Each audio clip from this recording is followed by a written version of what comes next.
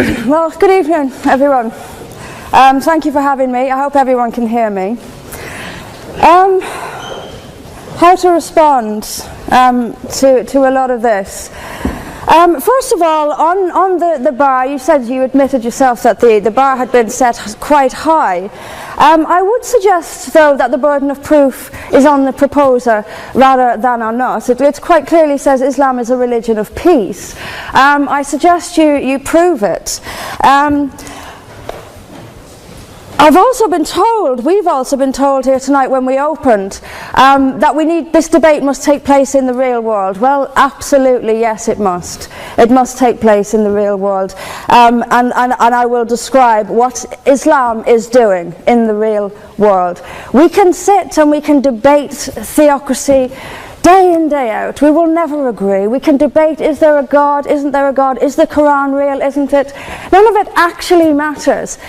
What matters is what happens in the real world, as my opponent quite rightly said. My side of the argument is regularly told that we've heard it again tonight, we were described somewhat as hate. We were told that we are demonizing Islam, whipping up fear of Islam. Not the first time I've been accused of this, probably won't be the last.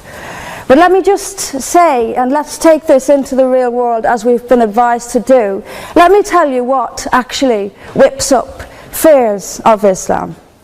We take it from the top: 9/11, the London Underground bombings, Madrid, Mumbai, Mali, Bali, northern Nigeria, Sudan, Afghanistan, Saudi Arabia, Iran, Yemen, Pakistan, death for apostasy, death for blasphemy, death for adultery, death for homosexuality, gender segregation, gender discrimination, unequal testimony between men and women in legal proceedings, child marriage, amputations, beheadings, imprisonment for being raped, anti-Semitism, burqas, execution, as I've said, for this, that and the other, the slaughter of Theo van Gogh on the streets of Amsterdam, death threats on the streets of London, butcher those who insult Islam, Muslim patrols in East London telling people they are entering Sharia controlled zones, polygamous marriages, marriage not requiring the consent of the bride.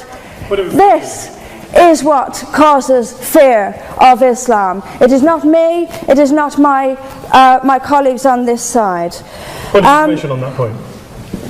If Islam and Muslims are responsible for the Muslim patrols, I'm not finished. I'm not. No, I'm not. I mean, let me speak on. But the point is that it is not I or my fellow debaters on this side who are causing fear of Islam. It is the actions of Muslims that are causing fear of Islam. That is the real world. That is where we actually live. Then we'll be told that this is just the extreme fringe of Islam. Well, let me have a look at Saudi Arabia. Saudi Arabia is the birthplace of Islam, the custodian of its holy sites. In Saudi Arabia, a woman is not allowed to drive. She is not allowed to leave the house without a mahram. She is not allowed to vote, although they've been incredibly generous by allowing some votes in the next elections. This is apparently the extreme fringe of people are executed for blasphemy, executed for apostasy. In Saudi Arabia, the birthplace of Islam, we'll be told that's the extreme fringe of Islam. No, it is not. Calling Saudi Arabia the extreme fringe of Islam is like calling the Vatican the extreme fringe of Catholicism. Sorry, it just doesn't work. Then we'll be told that we've misunderstood. Violent Muslims have misunderstood. Saudi Arabia has misunderstood. Iran, which stones people to death for adultery, has misunderstood. Yemen, which marries children at the age of 9, has misunderstood. Has there ever been a more spectacularly misunderstood religion than Islam? It seems that these nations who apply it as their laws, nations which have the Quran as their constitution, innumerable nations, where there is no free speech, where there is no freedom of religion, they've all got it wrong. They've all got it wrong. It's quite a spectacularly misunderstood religion.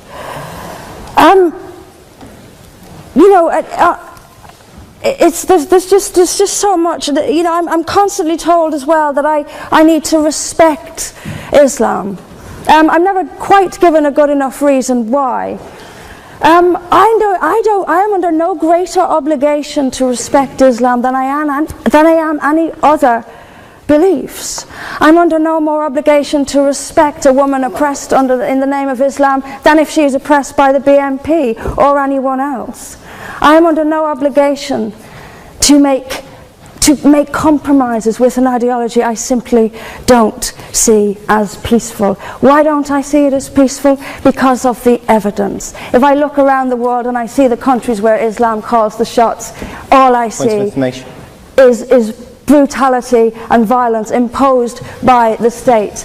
We were told that peace is not just the absence of violence but the presence of justice. Absolutely. I do not see how in a nation where, as the only woman here, I have some particular issues with the way women are treated in Islamic states. Now you can argue that they've got it wrong. Tell them that, because they seem to think that's what it is. Yes, I mean there's so much to say about it, but is there a peaceful Islam? Yes, there is. It's in the hearts of peaceful Muslims. Unfortunately, though, there's also a rather more objective Islam, and peaceful Muslims have to do some really rather creative interpretation, like the command to beat her. I've seen Muslim women. I didn't stand up for you. You're allowed to. Well, I didn't. So if you could just have it, but I knew this would happen. I knew this would happen, by the way. I knew this would happen. What I'm saying is completely controversial and will be booed and shouted down, and I have no doubt my colleagues the same. I knew this would happen. You say anything negative, you'll get the boos. I'm actually going to leave it there.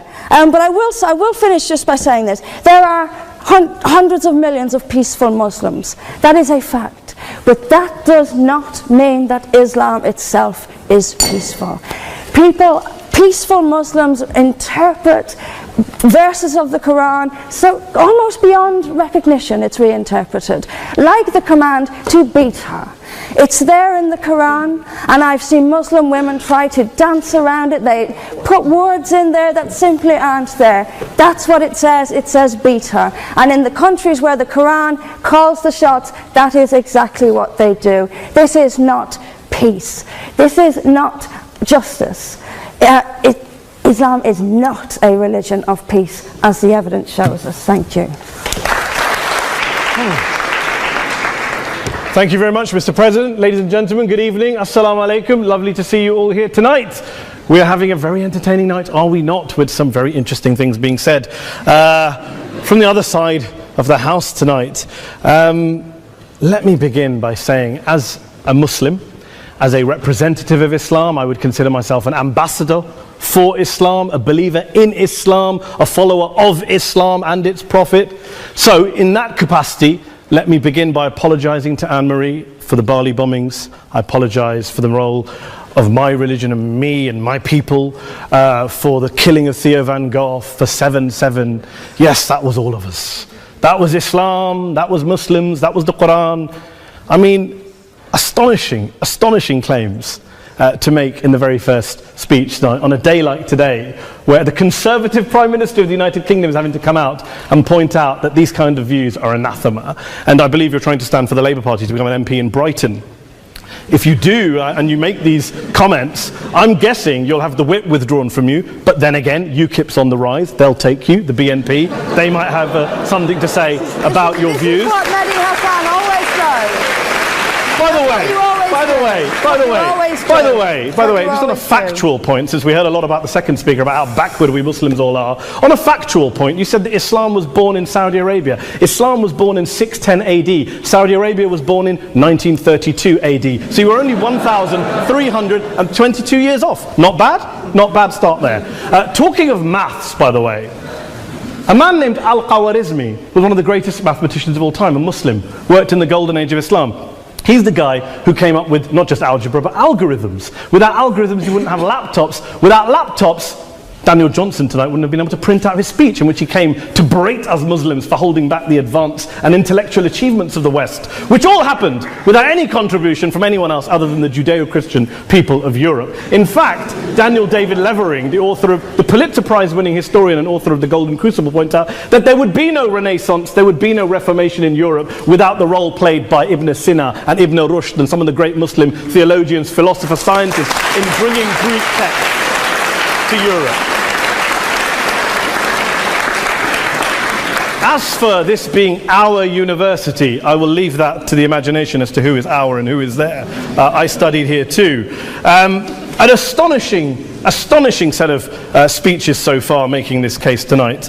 A mixture of just cherry-picked quotes, facts and figures, self-serving, selective, a farrago of distortions, misrepresentations, misinterpretations, misquotations. Daniel talked about my article in the New Statesman, which got me a lot of flack, where I talked about the anti-Semitism that is prevalent in some parts of the Muslim community, which indeed it is. Of course, I didn't say in that piece that it was caused by the religion of Islam. In fact, modern anti-Semitism in the Middle East was imported from, finish the sentence, Christian, Judeo-Christian Europe, where I believe some certainly bad things happened to the Jewish people. In fact, Tom Friedman, Jewish-American columnist in the New York Times, told me in this very chamber last week that he believed, had Muslims been running Europe in the 1940s, 6 million extra Jews would still be alive today. So I'm not going to take lessons in anti-Semitism from someone who's here to defend the Judeo-Christian values of a continent that murdered 6 million Jews. Moving swiftly on. Yes. Absolutely. Well, I'm about to make that point. No, I'm about to make that point. You're right. I agree with you.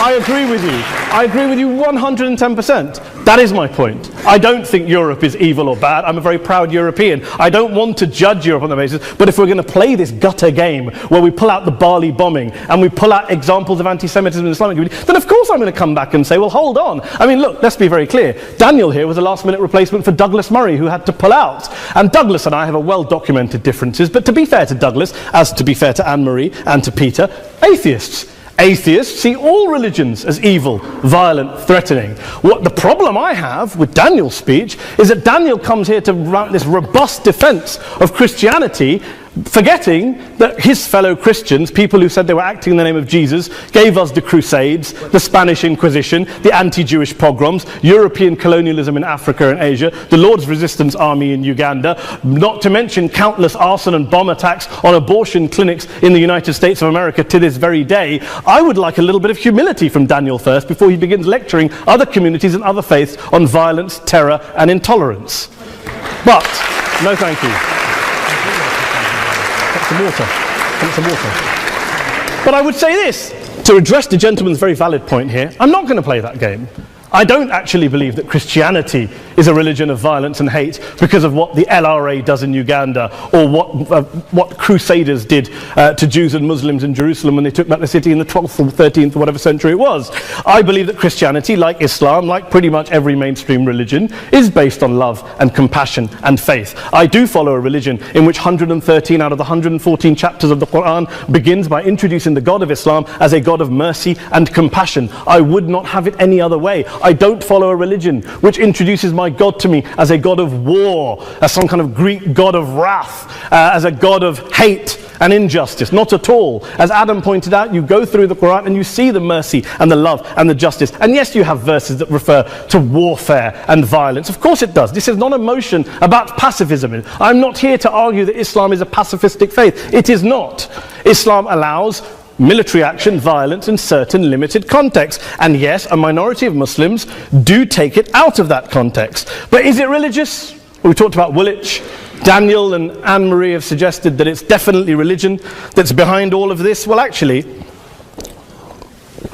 what I find so amusing tonight is we're having a debate about Islam, and the opposition tonight have come forward. We have a graduate in law, a graduate in modern history, a graduate in chemistry, and you know, I admire all of their intellects and their abilities, but we don't have anyone who's actually an expert on Islam, a scholar of Islam, a historian of Islam, a speaker of Arabic, even a terrorism expert or a security expert or a pollster, let alone to talk about what Muslims believe or think. Instead, we have people coming here, putting forward these views, putting forward these sweeping opinions. Listen to Professor Robert Pape of the University of of Chicago, one of America's leading terrorism experts, who, unlike our esteemed opposition tonight, studied every single case of suicide terrorism between 1980 and 2005, 315 cases in total. And he concluded, and I quote, "There is little connection between suicide terrorism and Islamic fundamentalism or any of the world's religions. Rather, what nearly all suicide terrorist attacks have in common is a specific secular and strategic goal to compel modern democracies to withdraw military forces from territory that the terrorists consider to be their homeland." And the irony is, when we talk about terrorism, the irony is that the opposition and the Muslim terrorists, the Al-Qaeda types, actually have one thing in common. Because they both believe that Islam is a warlike, violent religion. They both agree on that. They have everything in common. Osama bin Laden would be nodding along to everything he's heard tonight from the opposition side. He agrees with them. The problem is that mainstream Muslims don't. The majority of Muslims around the world don't.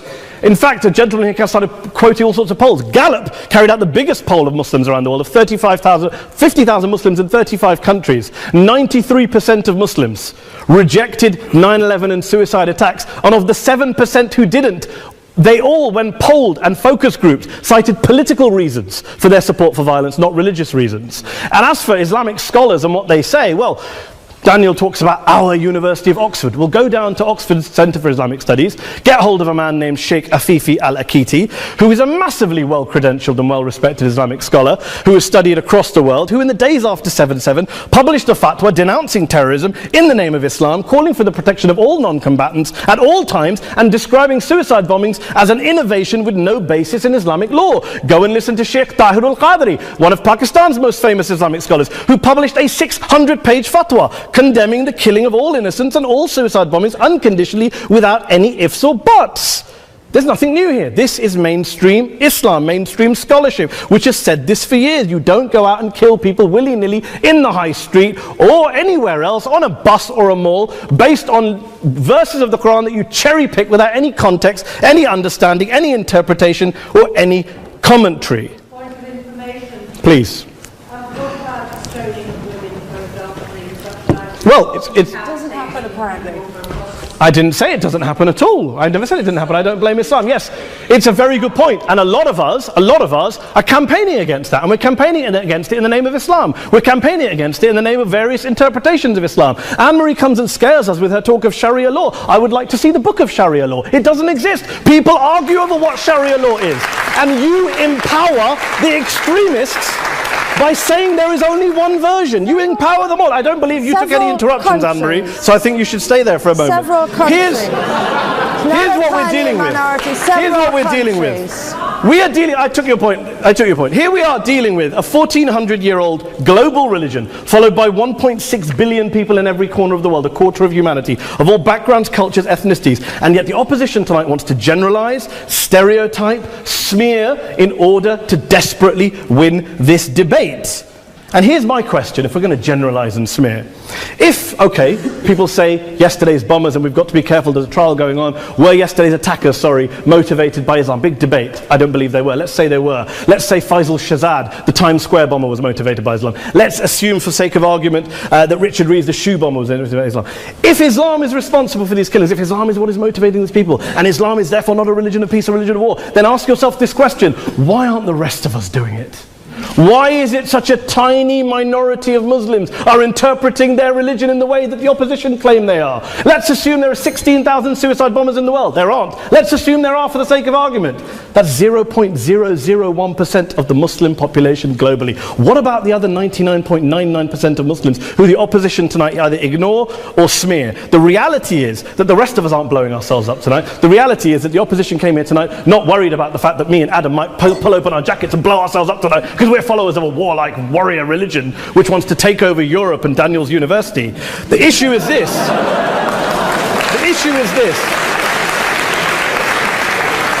Unless the opposition can tell us tonight, and Peter Atkins is here, one of our great atheist intellectuals, can tell us tonight, can answer this question tonight: why don't the vast majority of Muslims around the world behave as violently and aggressively as a tiny minority of politically motivated extremists? Then they might as well give up and stop pretending they have anything relevant to say about Islam or Muslims as a whole. Ladies and gentlemen, let me just say this to you. Think about what the opposite of this motion is.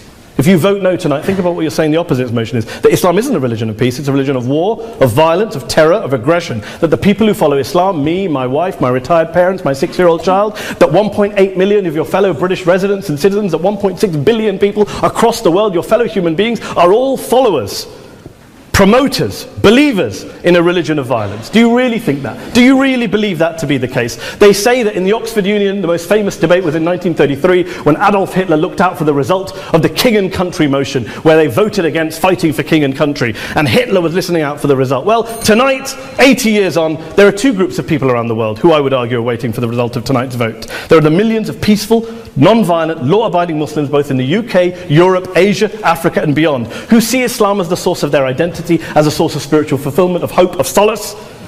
And there are the phobes, the haters, the bigots out there who want to push the clash of civilizations, who want to divide all of us into them and us and ours and their. Ladies and gentlemen, I urge you all not to fuel the arguments of the phobes and bigots. Don't legitimize their divisions. Don't legitimize their hate. Trust those Muslims who you know, who you've met, who you hear, who don't believe in violence, who do want you to hear the peaceful message of the Quran as they believe it to be taught to the majority of Muslims, the Islam of peace and compassion and mercy, the Islam of the Quran, not of Al-Qaeda. Ladies and gentlemen, I beg to propose this motion to the House. I urge you to vote yes tonight. Thank you very much for your time.